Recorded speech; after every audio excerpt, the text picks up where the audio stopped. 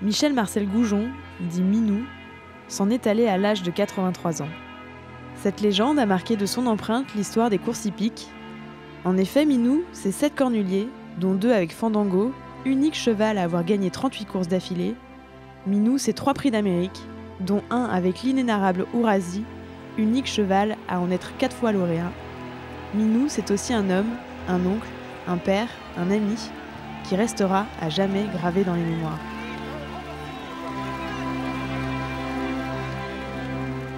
C'était un monsieur extraordinaire.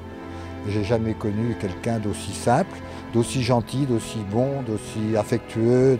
Chaque fois qu'on avait un petit problème, on lui téléphonait, il était toujours là pour nous. Et vraiment, c'était quelqu'un qui... Bon, c'était un champion, d'accord, mais jamais il n'a fait remarquer aux autres qu'il était le Michel Goujon que tout le monde connaît, quoi.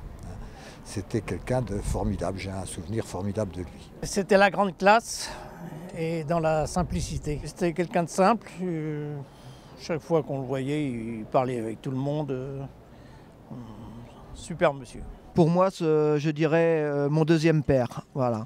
Et j'ai eu le plaisir de pouvoir gagner une très belle course montée pour lui-même. C'était une chance inouïe d'avoir pu croiser un professionnel tel que Minou, parce que c'était la simplicité associée à un talent monstrueux, ce qui n'est pas toujours évident. Je garderai de lui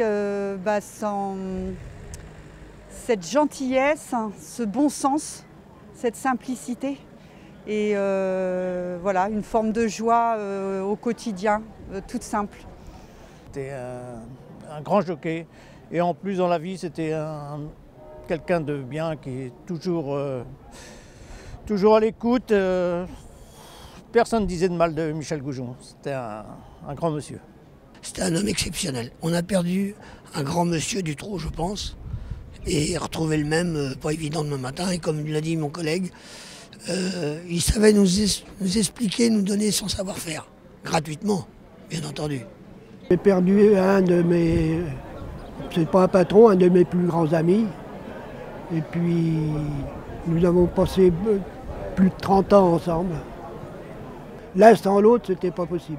C'est une famille qui est dans mon cœur et Michel, c'était vraiment, il m'a donné tellement de bons conseils et puis ça a été vraiment quelqu'un qui a été d'une gentillesse extrême, qui était très très disponible et puis que j'aimais voir. Ça m'a touché quand il a gagné le 4e prix d'Amérique au Rassis avec Michel Goujon. Là, c'était... Il y a beaucoup de monde dans les tribunes qui pleurait parce que c'était très très émouvant. Moi je ne savais même pas quand j'étais gamine que c'était un champion.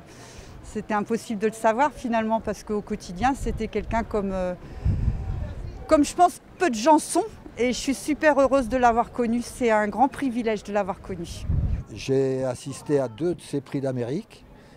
Et il m'a fait participer à ça. J'ai couché chez lui la veille et quand il a gagné avec Ourasi, je lui ai dit alors, il me dit écoute, pendant la nuit j'ai refait tous les départs possibles, alors il ne peut rien m'arriver. Et effectivement le lendemain il a gagné. Pendant 20 ans j'ai eu le grand honneur d'ouvrir les défilés du prix d'Amérique Cornulier, prix de France, prix de Paris et j'ai raccompagné Michel bien souvent. Et mon plus beau rappel, je crois, de Michel, c'est avec qui l'a aidé. Parce qu'à 58 ans, gagner une course de la façon dont il l'a fait, moi qui aime monter énormément à cheval, c'est super. Il adorait transmettre, puisqu'il a fait l'école de Graigne. La carrure qu'il avait, donner son savoir-faire à une école, c'est phénoménal. J'ai pas de mots pour expliquer tellement la bravoure de cet homme-là, et on a perdu un grand personnage.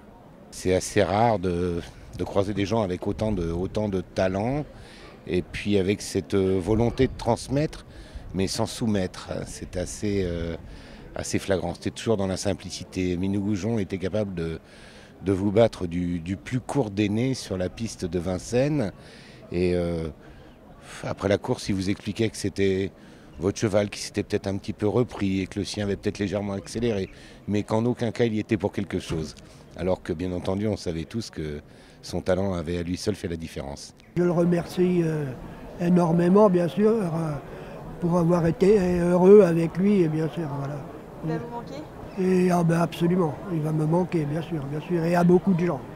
Je garderai de lui toutes les gentilles choses qu'il m'a dites et je lui dirai que je l'aime encore et que je le porte en moi pour la suite.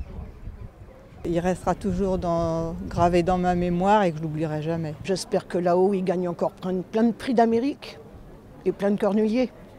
Mercredi dernier, quand j'ai été le voir, que je l'ai vu pour la dernière fois, il m'a dit à bientôt et il m'a montré le ciel. Alors il m'a dit c'est pour bientôt, alors je lui ai dit je ne suis pas pressé. Il m'a dit tu viendras quand même, on se retrouvera. Je trouve que c'est formidable que la veille de sa mort, il ait blagué un petit peu sur ce truc-là. Mort qu'il avait accepté d'ailleurs, qu'il attendait, parce qu'il dit j'ai eu une vie formidable, une vie bien remplie. Maintenant, il ne me reste plus qu'à monter auprès du ciel. Parce qu'il était très croyant. Hein.